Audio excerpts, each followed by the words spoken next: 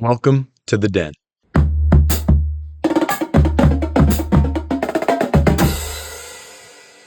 Welcome back to the Den, everybody. I am Caden Martz here with episode 12 of the Den, and today we are going to be recapping week 17 of the NFL season. We are really getting down to the last moments here in the NFL season. I just want to let you guys know, after playoffs start, maybe there's only like 2 games a week. We get to that point, I'm going to start moving this into more college basketball focus, more NBA focus is probably what we're going to look at the most, unless we get some requests from you guys, which please, I want to cover what you guys want to hear. TikTok comments, Instagram, YouTube comments, anything you guys think of that you might want to be talked about on a podcast, I would love to cover for you guys. But for today, every single game from week 17. So why don't we just dive into it? Starting at the earliest point from this week, the Cowboys took down the Commanders 30-23. Kind of a low level match. This one definitely felt like two teams that were a little lost and have the most talent on the field, except for running game wise. This was certainly a game led, on the ground, and the Cowboys with a guy in Malik Davis, a name we don't normally hear, led the way. 20 carries and 103 yards from him. Also 54 yards from Javonte Williams on 13 carries.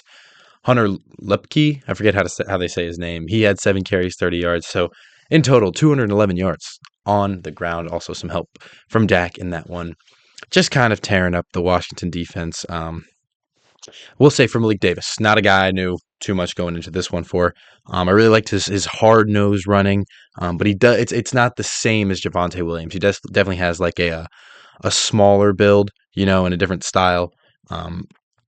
But I will say Javonte probably should outcarry Malik Davis in the future. I mean, I know he did outperform him in this one for sure, but I wouldn't put all your eggs in that basket going into next year, which I'm not assuming they're going to. Most NFL teams have these crazy games from these underrated receivers or running backs, and then they go back to their starters normally. Dak Prescott, 19 of 37, 307 yards and 2 touchdowns and 0 picks. That stat line doesn't tell the truth. Dak was just all right in this one. Nothing crazy from him for sure. Receiving wise, Kevontae Turpin had a huge bomb from him in this one, 86 yards and a touchdown. George Pickens, CeeDee Lamb doing their thing. 78 for George Pickens, and 46 for CD.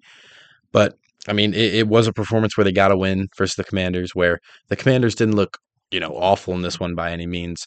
You've got Josh Johnson starting out there, but it is the Dallas defense, so Josh Johnson, isn't going to look terrible. 15 of 23, 198 yards for him. Ja'Cory Krosky-Merritt was their leader in the ground in this one, only 11 carries, yet still 105 yards and 2 touchdowns for him in this one. I got a new chair. Actually, I'm sorry, I got to bring this up. I'm not used to leaning back in it, but I can do that now. Let me scoop forward a little bit. Oh, I got a new chair for Christmas. That was one of my gifts. So was this hoodie. Freaking love this thing. Panthers going up next week. Whatever. But Ja'Cory Krosky-Merritt, we've seen him kind of run with this like quick burst. Probably one of the best accelerating running backs in the league right now. He got so much hype early in the year, kind of fell off a little bit, but these last few weeks, and especially this one, with his 105-yard 2-touchdown performance in this one, definitely keeping him in Washington's, scope for the future of this team, where you've got guys like Chris Rodriguez on that team, Jeremy McNichols, but I think Ja'Cory Krosky-Merritt is probably the best option they have looking forward to the future. There are a bunch of cool plays in this one. Javonte Williams laid some kid out. Deebo Samuel had an incredible like catch and run, and then he stiff armed someone's helmet off. Shout out Deebo. I'm a big Deebo fan. But it wasn't enough because Dallas, even though they're not playing the best game, they're playing very sloppy, they're still going to be good enough on offense to beat the Commanders' defense that has been pretty weak so far this season. Next game to look at, this was also outside of the regular Sunday scope.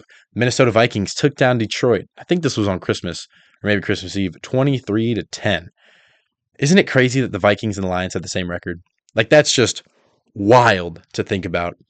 And that's not the only thing that was wild. This game was certainly interesting to watch. Max Brosmer, who's now 2-1 as a starter, threw for a net 3 yards in this one on 9 of 16. He was sacked 7 times, so his actual passing yards was 51. But none of this game can really be attributed to Max Brosner's greatness. In all honesty, no hate to him. He did just lead them to a win. It was all the defense. a guy who I've gave some praise to recently, but I really do have to recognize his actual greatness on the field. Andrew Van Ginkel, something, I mean, last year he was kind of a force for them, but this year especially, this guy has been something else. He had two fumble recoveries in this one. One of them he caused, I believe. He had 1.5 sacks. Like, this guy was just, you just feel his presence in every play. And a guy who definitely felt that presence was Jared Goff. And Jared Goff, um, there's not much you can do in a situation where you have, you know, I don't know if I have it written down, but I believe it was 2.36 time to throw, or 2.36 seconds to throw every play. That's like that might be a career low, or that's a season low for him. Like, I mean, 197 yards, a touchdown, and two picks and three fumbles is not a great stat line at all. But what do you want from this guy? He's been playing solid over the last few weeks. And if I was watching this and saying Jared Goff was the reason they were losing, I'd say that. But he really, really wasn't. I don't think you could put very many quarterbacks in the league behind that O line and against that defensive performance and expect really anything different. Jahmyr Gibbs and David Montgomery, another mediocre running game for this one. Obviously, Vikings, if their front seven is working that good against the pass, it's probably going to work pretty good against the run, and it definitely did. 17 carries and not even 50 yards for Jahmyr Gibbs is basically unheard of in the first half of this season, but it's really become like a norm recently, and that you can't really wonder too much why they're not, going to make the playoffs this season, because you've got your guy, your star, the reason you've been able to win all these games, and Jahmyr Gibbs not being able to produce. It's not all on Gibbs. Teams have figured out that he is what their offense runs around. And even though they did, focus on Gibbs, they still were getting a little bit torn up through the passing game, but not nearly enough to get any consistent drives going for Detroit. I mean, Amon-Ra had 8 catches for 68 yards. Isaac TeSlaa, who's like, I think he has 9 receptions, or like half of his receptions are touchdowns so far this season. He's got 3 catches, 49 yards, and a touchdown in this one. Jameson Williams, only 2 catches for 37 yards, but still looks like a possible number one on a bad team. Like, I'd rather have Jameson Williams than Jerry Jeudy if I was the Browns. But Minnesota dominated Detroit. I don't think any team could have beat that defensive performance in this one. And especially a team like the Lions, who we know has all this offensive talent, still wasn't able to do anything. Next game to look at, this was the Broncos versus the Chiefs. If you're looking at this game earlier in the season and you're like, oh, this is going to be a banger on Christmas or Christmas Eve, you don't think this is going to be one of the more boring games of the week. And it ended up being like that. I thought Bo Nix played tremendous. Bo Nix only 26 to 38, 182 yards, a touchdown, and a pick. But the same thing happens that happens a lot with this team. Bo Nix's offensive weapons are not very consistent for him, but in this one, he was able to do most of the creation himself and really be the reason they won. RJ Harvey only 43 yards on 14 carries. Bo Nix only ran for 1 less yard than RJ Harvey did in this one. Really talking about doing it himself. RJ Harvey did have a solid receiving game, though. 5 catches and 33 yards for him. Their leading receiver, only 40 yards and 4 catches for Courtland Sutton. Like, these are situations that or like weapons performances that you see from like the Titans or the Saints. But Bo Nix is really, he's not just a mediocre quarterback on a good team. This one especially, it looked like he was the reason and the drive they were able to have to get 20 points, which isn't a lot, especially going against this KC defense, who's kind of fallen off a little bit recently. Excuse me. For KC, Chris Oladokun, he was about as good as you would expect a third-string quarterback to be. 13 of 22, 66 yards and a touchdown. Kareem Hunt and Pacheco, guys who would have some performances when their quarterback wouldn't step up earlier in the season. There's just no chance of that because teams know that that's all they have really right now. Kareem Hunt, 38 yards, Pacheco, 32. This KC team is just so starved of talent on offense, and their defense has some guys, but it's just not enough right now, especially with some of the injuries they're dealing with on defense and especially on offense. It's no surprise they lost to Denver 20-13 in this one. Denver their defense holding KC to 13. I think we all know that shouldn't be seen as some feat, some strength of their defense. I think that's probably what you'd expect, and honestly, maybe the bare minimum you need from this Denver defense. But I still look at this team and their defense as a very capable unit, in the playoffs. I mean, heck, Tennessee held this Chiefs offense to 9 points. So just keep that in mind if you're, going to attribute this entire game to the defense. I give more of this probably to Bo Nix for sure. Next game to look at, and one with very important playoff seeding implications, the Houston Texans marched into LA and beat the Chargers 22-16. If the LA Chargers had anyone under center but Justin Herbert this season, I don't think they would have this record. I think if Justin Herbert wasn't the Chargers quarterback right now, they'd look more like 5-11 than 11-5. I mean, Justin Herbert, his stat line, 21 of 32, 236 yards, a touchdown and a pick, doesn't tell the true story. And that's not even a bad stat line. But that doesn't tell nearly the true story of how much Justin Herbert is doing for this team. I mean, we know how poor that offensive line has performed. Just look at the running backs. Omarion Hampton, 14 of 29. Justin Herbert had more rushing yards than him on less than half the carries he had. And he's not even the running back. I'm just saying, if Justin Herbert wasn't here on this team, Quentin Johnston, Oronde Gadsden, Ladd McConkey, you probably don't look at these guys as quality receivers in the league with the numbers they've been putting up because Herbert is giving them so much. But even with Herbert's great performance and great performances he had over the last few weeks, it wasn't enough to defeat the Texans in this one. C.J. Stroud, some of his first passes in this game were huge bombs, huge touchdowns to Jalen Noel and Jaden Higgins. And that's a big reason why they won this one is because Chargers had those defensive breakdowns early. Throughout the rest of the game, you kind of saw both these teams struggle a lot on offense. And because C.J. Stroud, in all honesty, really was not playing a great game and probably one that you're a little worried about if you don't have those two big plays going into the playoffs, the Chargers were able to stay in this game more than you'd hope. And you cannot, you can't expect, again, LA to have a run game behind that offensive line, so you can't discredit Omarion Hampton. He had a nice run in this one, but it was kind of really just one, or maybe it was a pass catch. It was a pass catch. He had 8 receptions in this game, which is crazy, but it's just you have to feel for Justin Herbert, and you have to worry for him and this team going into the playoffs because some of these big games that they've had, some of these harder ones they've had to go into, have been, like a giant mountain that just Justin Herbert has to crawl up. And I'm not saying there's no way the rest of this team could help him out in the playoff. I think that's a very real possibility.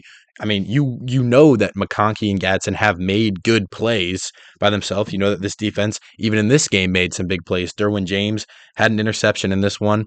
And you've got guys like Khalil Mack who every game maybe get a sack or two. Deshaun Hand has done some good stuff in the past, but we have not seen it enough to be confident in this roster going to the playoffs as a team that is going to pose a real threat to every single team they go against in the playoffs. For the Texans, this is a big win. You get up to 11-5. They have just been rolling recently with that defense, and even with that defense playing great, and more credit to Justin Herbert. He was able to put up 16 points. Could have been 20 if Dicker hit all his kicks in this one. But it's not just Stroud. It's not just Nico Collins back there. They have actual weapons. They have a serviceable O-line. You've got Woody Marks, who's been able to run for about 4 yards per carry in every single game he's played in so far this season, which is another huge asset for this squad. Jawar Jordan getting more carries after that big game he had. I think it was against Buffalo. Maybe it was a more recent game. But he had 36 yards in this one too. It's just like this Texans team feels like they're doing really good. They're rolling really well right now, but are they going to go into the playoffs and do what they haven't been able to do over the last few years and beat these really quality teams? I'm not really too sure on that. I probably would say no. But they haven't had a defense like this ever. So who knows? Next game to look at, another very entertaining game. This week was great, man. The Baltimore Ravens beat the Packers 41-24. And this was really Derrick Henry. This was the Derrick Henry show, and he will earn our stud of the week this week. Off an incredible stat line, 36 carries, 216 yards, and 4 touchdowns. 36 carries is almost unheard of in today's league. That is absurd. And yeah, Derrick Henry's not the athlete he used to be, but he still has that ginormous frame, and he still knows the game better than maybe any other running back in the league. And that's why whenever a hole would open up for him this game, he would not miss it. He was, I can't even tell you how many plays he just could have, any other running back in the league would have ran into their O-line. He turned it into 8 or 9 yards. That's why his stat line, with 216 yards, his longest run was only 30. 4 touchdowns for him is insane. He was unstoppable in the red zone for this team. Green Bay, a team who's missing Micah Parsons, whose defense was questioned a lot, really got exposed in the run game in this one. Passing-wise, Huntley did good for a team with a running back who ran for over 200 yards, 16 of 20, 107 yards and a touchdown. Obviously, Green Bay has to focus their attention on Henry, and that leaves a great opportunity for Huntley to do some serviceable stuff like he did. Zay Flowers, 4 catches, 30 yards. Mark Andrews, 4 catches, 28. Not a bad game at all for them. And Baltimore looking like a team going to the playoffs that, or maybe that might go into the playoffs that, like, they're not just going to get in and be an easy sweep for a 5 seed. Easy beat. I think that maybe if they can play like this against Pittsburgh next week and get that win, they might actually be able to threaten a team. I probably wouldn't pick them to win any of these games, but if you see a Derrick Henry performance like this, I don't know if you're going to say they're going to lose that game. For the Packers, you're missing Jordan Love, and Malik Willis comes out and plays one of the best backup QB games I've seen in a long time. Very unfortunate he got injured near the end of this one. 18 of 21, 288 yards, and a touchdown. He also had 60 on the ground. He was their leading rusher, with their second leading rusher being Emmanuel Wilson with only 16 yards behind them.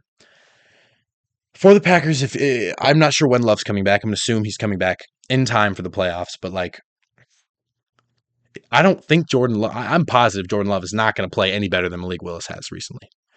So if you can't even, get this offensive performance from Malik Willis, a 9.5 out of 10, 10 out of 10 quarterback performance, and still and win a game versus a team that wasn't even over 500 before the end of this one, like, are you going to be able to go into the playoffs and do that? This team's only 9-6-1. I think they have clinched a playoff game with that record, but this team that was seen as a big threat this year with all these names has started to lose some of them to injuries and started to look a lot weaker and a lot more beatable than you would have hoped if you were a Packers fan, for sure.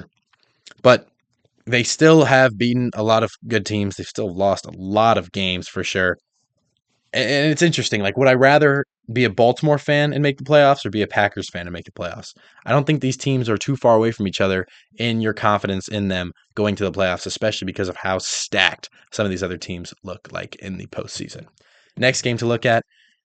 And speaking of the AFC North, the Browns defeated the Steelers 13-6 in a big defensive fight.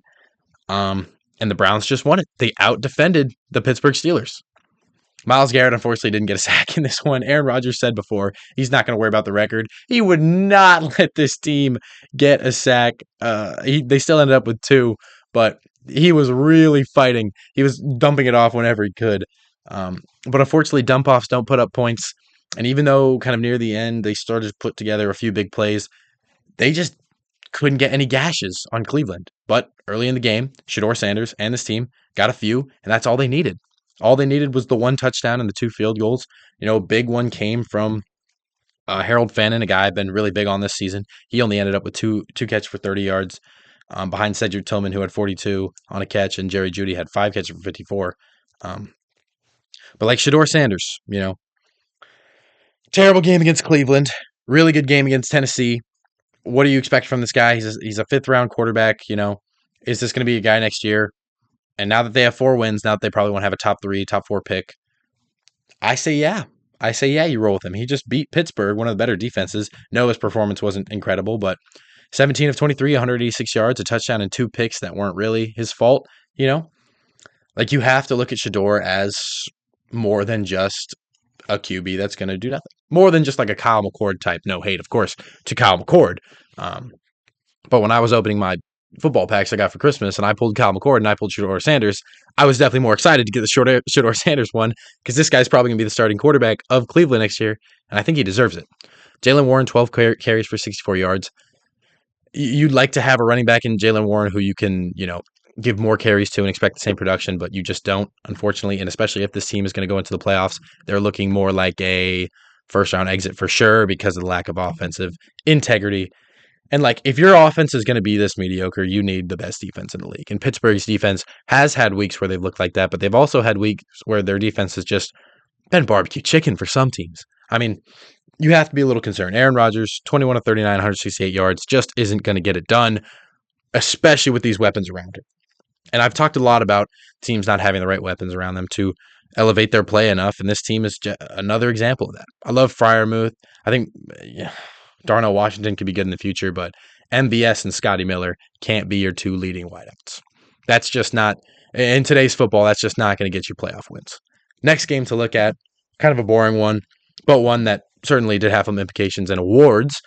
The Patriots, 142-10 over the New York Jets in a game nobody was surprised by. Drake May, 19 of 21, 256 yards, and 5 touchdowns for the kid. Trayvon Henderson, 19 carries, 82 yards. Ramondre Stevenson actually played a really big role in this one, 8 carries, 47 yards, and 5 catches for 55 and a touchdown for him. Stephon Diggs played incredible in this one, 6 catches for 101 yards and a touchdown. Every catch he had was like over 20 yards or something around there, and he was just gashing this team over and over again.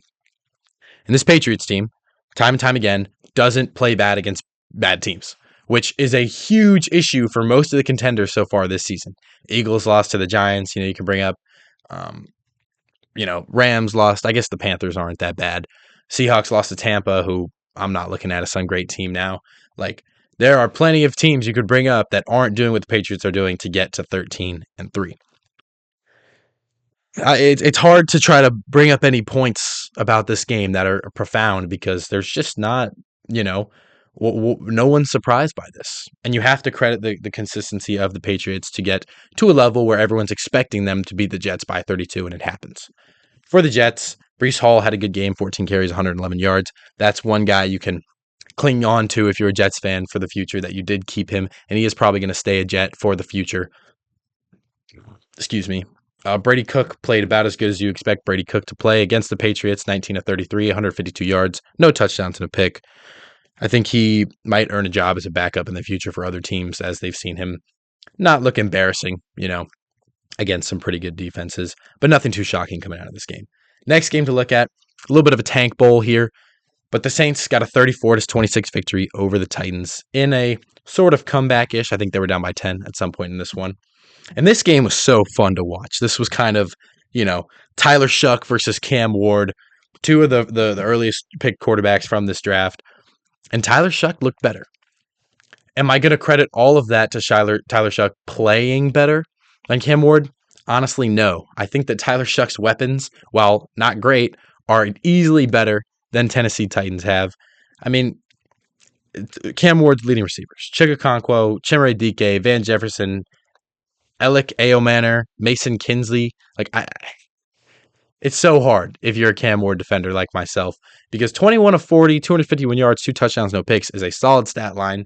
But people just see the losses. They just see maybe he doesn't even have that many lowlights. So many plays in this game. Was he the reason they were moving the football? Like, he had a almost incredible play. His knee was down. Easily would have been play of the week. But unfortunately, his knee was down, where he just sidearm, kind of like Mahomes in the Super Bowl against Tampa Bay, made an incredible play. Tony Pollard did have 85 yards in this one, as he continues to try to save having a starting job in the NFL right now. But our Know My Name player of the week is going to be Audric Estime. I believe their running back that's been starting over him after Kamara went down, was Devin Neal. Devin Neal looks solid. That's a guy I didn't know. But Audric Estime, same kind of deal.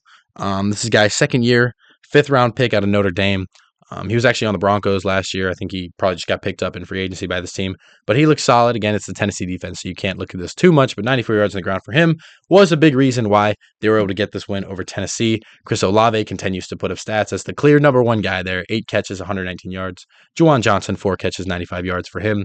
Dante Pettis, who still somehow has a job. Remember him with San Francisco. That might have been around the time when they made one of those Super Bowl runs. He had a huge play where he fumbled on the 1-yard line. What are you doing, bro? But 3 catches, 53 yards for him. And yeah, the Saints just win a game against a bad team. And Tyler Shough, with a stat line of 22 of 27, 333 yards and 2 touchdowns, continues to look like a guy you can roll into next season with and not be too worried about your success. Next game to look at here. This was the Jacksonville Jaguars moving to 12-4, taking down the Colts 23-17 in this one.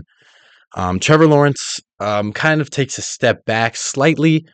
23 of 37, 263 yards, 0 touchdowns and a pick.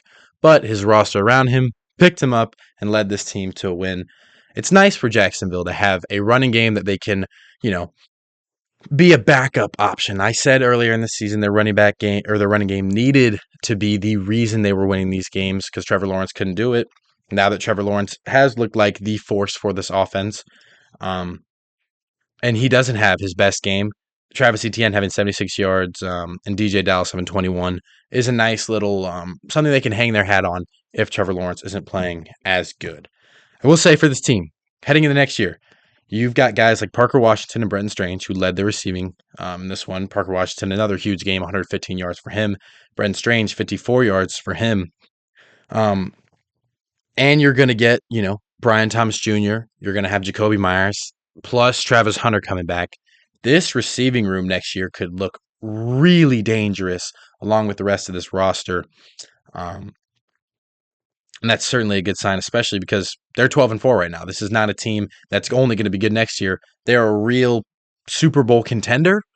If you want to stretch if you want to say that as much, they did beat the Broncos by 14 last week.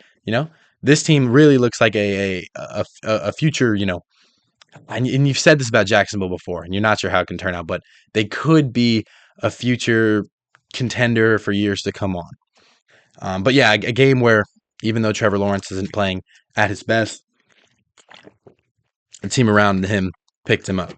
For the Colts, I thought their defense was very threatening in this one for sure. And it was a big reason why Trevor Lawrence had some of his struggles. One of the picks was by, I think it's Jermaine Pratt, excuse me.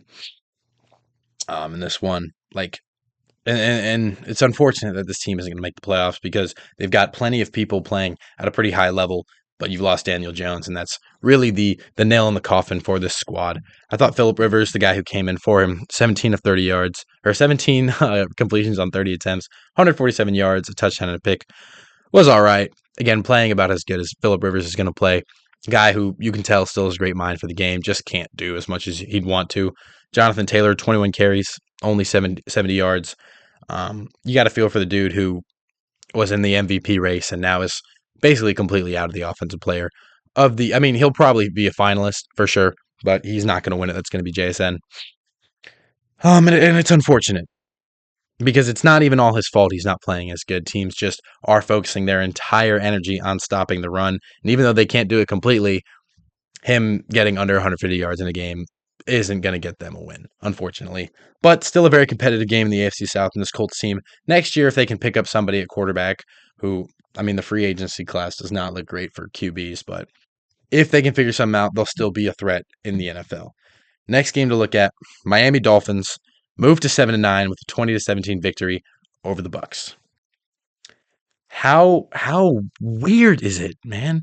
How weird is it to see the Bucs, who earlier this season they had an MVP candidate quarterback. They were dominating teams they weren't dominating, but they were beating teams like the Seahawks and close games with teams like the Patriots.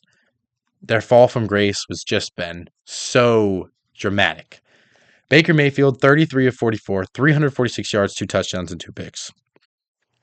And that doesn't sound like an awful game, but I've seen this Miami defense start a game good and not be able to finish out over and over and over again. But the first time in recent weeks I've seen them actually clutch up and take down a team whose offense was very dominant earlier in the season. It happened. This is just not a defense that's supposed to hold a team like the Bucs to 17 points. Supposed to get 2 picks on Baker. It's a lot of yards. It certainly is, but they just couldn't get it done in the red zone. Bucky Irving, I'm very tired of seeing him play football as a starter in this team.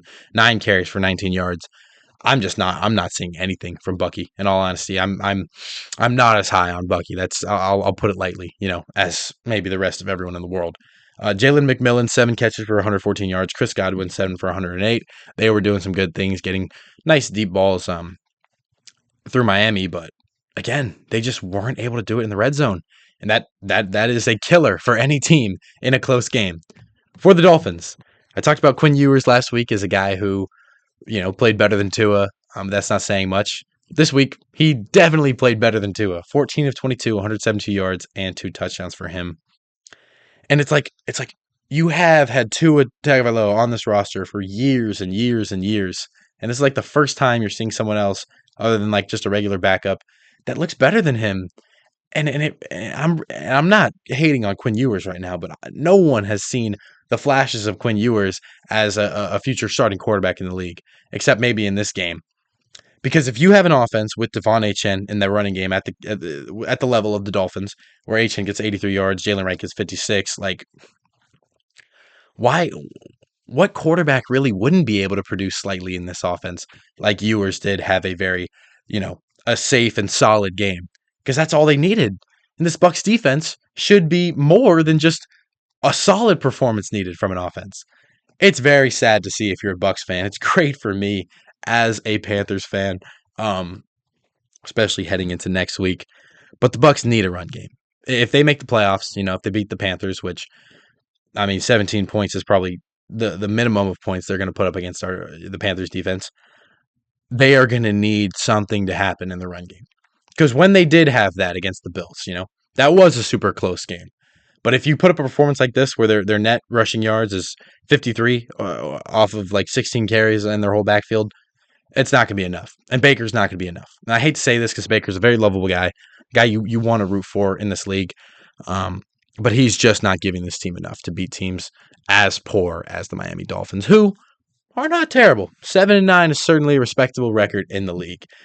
But keeping on the track with the NFC South, let's look at the Panthers game and their 10-27 loss to the Seattle Seahawks. Seahawks moved to 13-3 after this one. And the Carolina offense has been good, is a good unit in the league, I think most people would say. But Seattle's elite defense was just too much for them. Bryce Young ended this game with 54 yards and a pick, no touchdowns.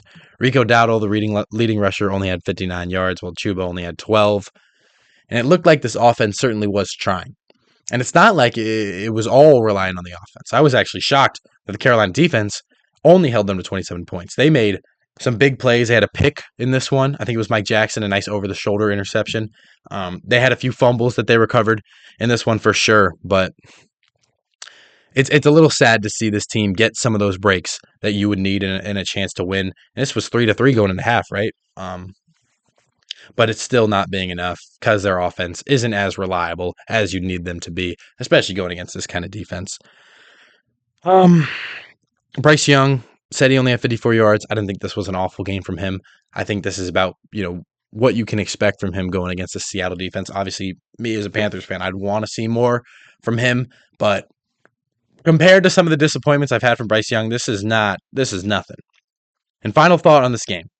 When your backfield can produce 163 yards between Zach Charbonnet's 110 and Kenneth Walker's 51, if you can see that kind of production from a running game when Sam Darnold has a mediocre game with 147 yards, a touchdown, and a pick, you can continue to look like a threat in the playoffs.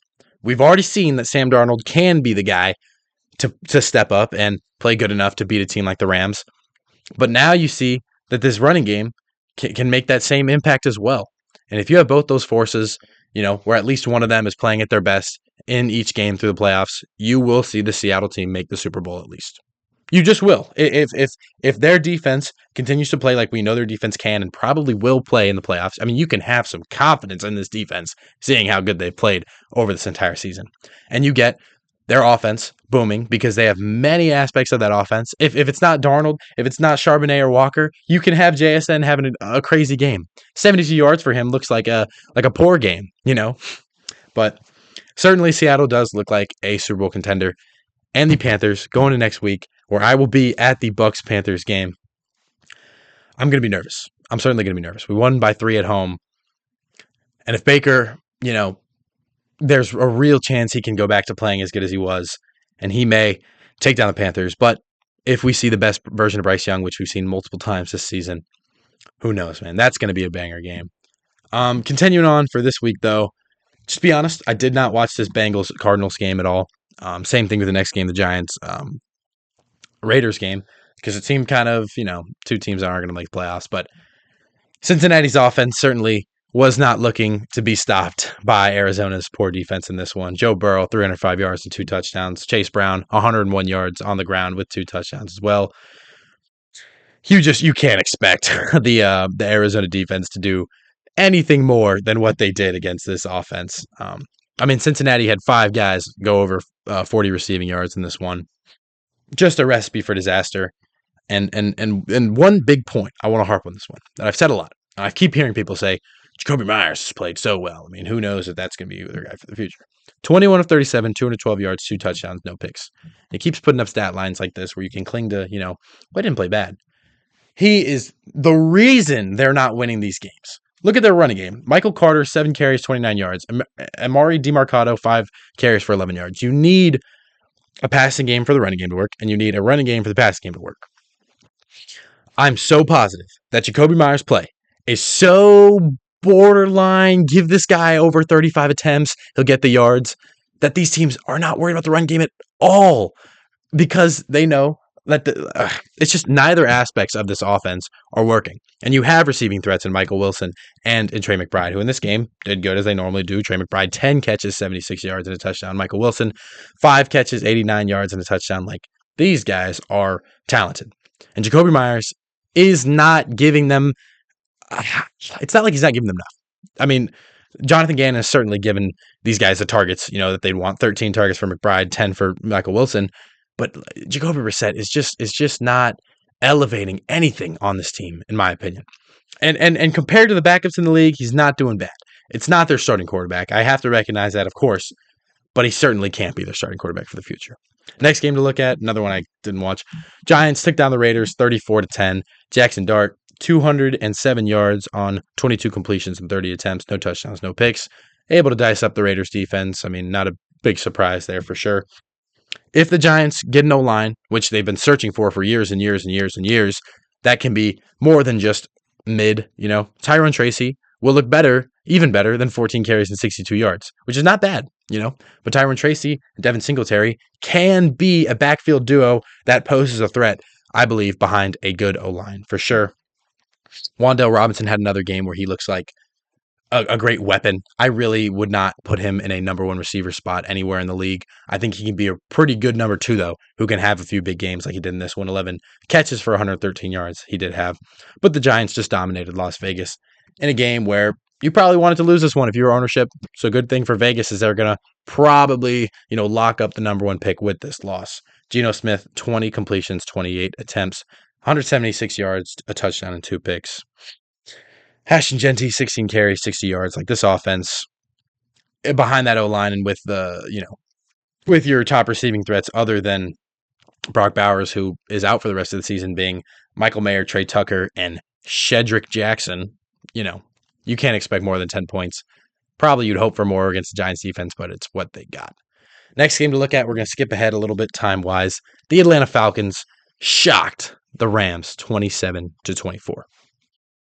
And in this game, you're watching this game, and you kind of just watch Atlanta put together a nice offensive drive. And you're like, okay, there's one. And they do it again. And they do it again. Then Bijan Robinson breaks off a 93-yard run for a touchdown. And you're like, what is happening? Why is LA just letting this happen? And it really feel like LA didn't come to play in this one. And Atlanta had something to prove. There are 3 teams in the NFC South right now that are 7-9. And Atlanta came this close to being able to make the playoffs. I'm pretty sure they're eliminated because of head-to-head. But, like, bro, what? How did Atlanta get back to 7-9? Bijan Robinson, 22 carries, 195 yards. An absolute stud this week. Bijan Robinson. I mean, he was the reason they beat this LA team for sure. And you just saw LA bring out their 2D tackles, 4 linebacker look. And every single time, Bijan Robinson wouldn't lose yards. He would gain 5 or 6. He'd create something out of nothing. He'd push forward. And even on plays, he made everything out of something, Like, Bijan Robinson as a threat, also out of the backfield. He even still had 5 catches for 34 yards in this game, which you have to respect. He didn't even need the entire receiving game in this one. And he single-handedly, with a solid Kirk Cousins game. Let me say Kirk Cousins wasn't bad. That's probably a big reason why they were able to beat the Rams, because when it wasn't Bijan, it was Kirk throwing to Mooney or David Sills, over the middle or right outside the sticks, about 10 yards up the field, where LA just didn't seem to have an answer, because Bijan Robinson posed that big of a threat, and they didn't even lock that down. But if you see, LA's going against a team, they've had plenty of shootouts, this season. You're like, okay, they've got Stafford, they've got Williams and Corum, they've got, Puka. They're going to be fine. But Stafford had 3 interceptions, 269 yards on 22 of 38 with the 3 interceptions. is not going to cut it when your defense can't do it all for you. And this is probably one of the first times the Rams have lost a game versus a bad team that they definitely should have won.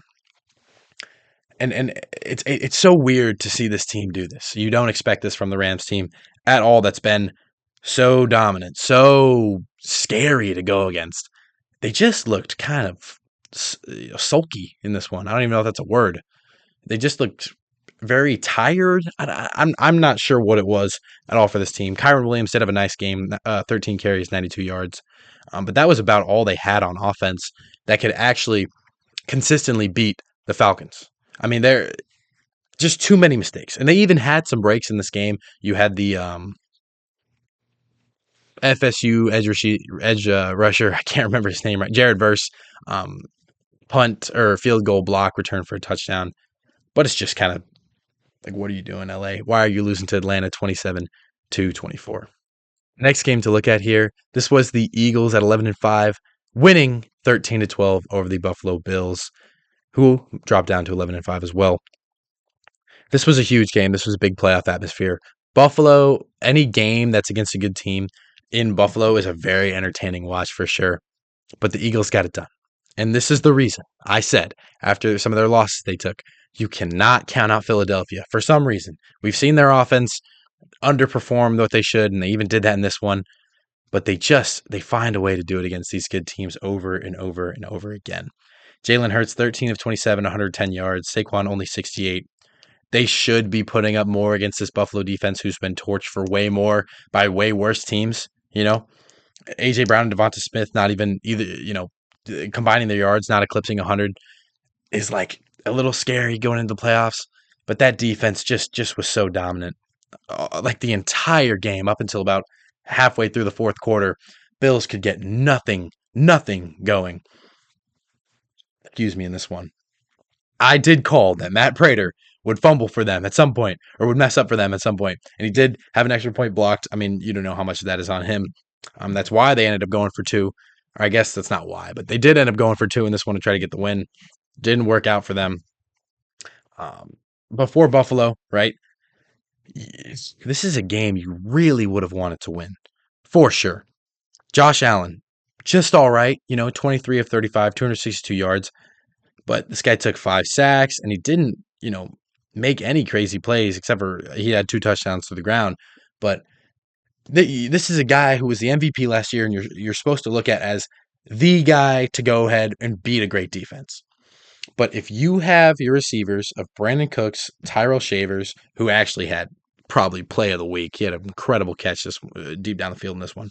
Khalil Shakir, Ty Johnson, you got to get Josh Allen some help. You really have to. And it's unfortunate that Josh Allen has to deal with this low level of a roster around him to where even if he has a solid game for Josh Allen standards, that's still not enough to put up more than 12 points against the Eagles. For the decision to go for 2 points in the end of this one, I'm never a big fan of doing that. I thought the play call was fine. Josh Allen just didn't hit the throw perfect, I think most of the time you should take it to overtime, but with unfair overtime rules, which, yeah, it got changed, but it's still not fair. We all know that. If both teams score, the team who got the ball first is still going to have another chance with not enough time for the other team to respond. I understand going for 2. James Cook, 20 carries, 74 yards in this one. James Cook, who's been the kind of bell cow for this team, even with Josh Allen, he's been able to elevate more, and this offense has been able to dominate.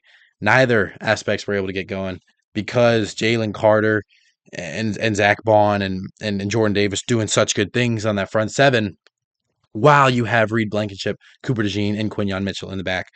This defense is just I don't see any team in the league being able to beat this defense. I really don't. And you thought maybe the Rams after their game where they put up I think 25, 26 points against this Eagles defense, but now the way Stafford, after that poor game he had, you got to be a little concerned for any other team going against the Eagles.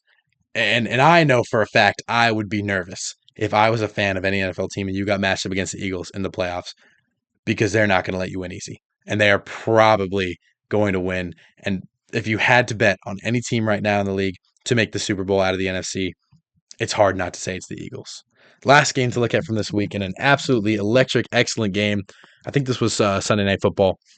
The Bears almost got a win versus the Niners. Niners win 42-38, move to 12-4. Certainly one of the best teams in the league. The Niners are. And it's just such a shocker to say that after you see their injury report. They didn't even have Kittle in this one. Jake Tonjes came in. He actually had a great game, 7 catches, 60 yards, and a touchdown for him.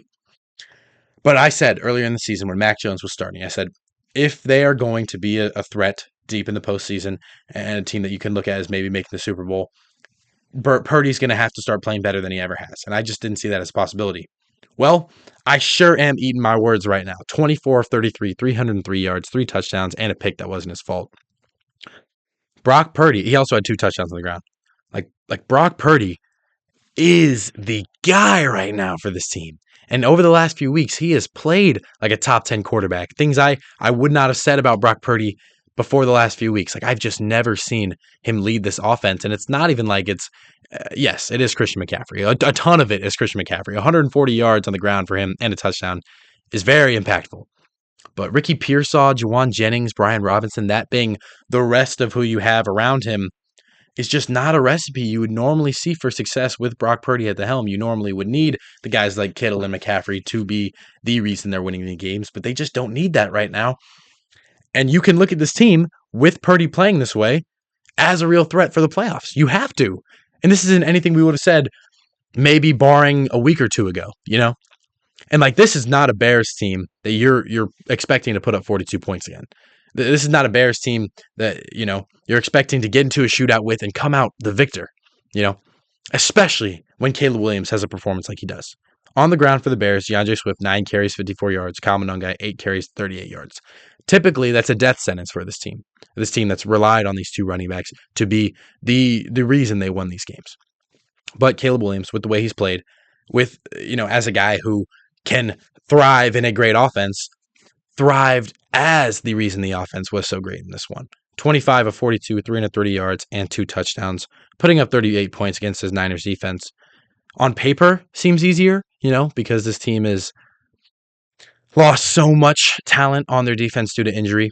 But they've played quite well on defense, and you know, or at least okay with the way their offense has been playing, you know. And the Bears were just able to beat them. And again, you go into this game and you expect it to be 2 offenses shooting on all levels. I didn't think it would be at this level, you know. Luther Burden, a guy I've become a fan of. I am a big Mizzou guy. 8 catches, 138 yards. He had a big deep ball. Colston Loveland, 94 yards.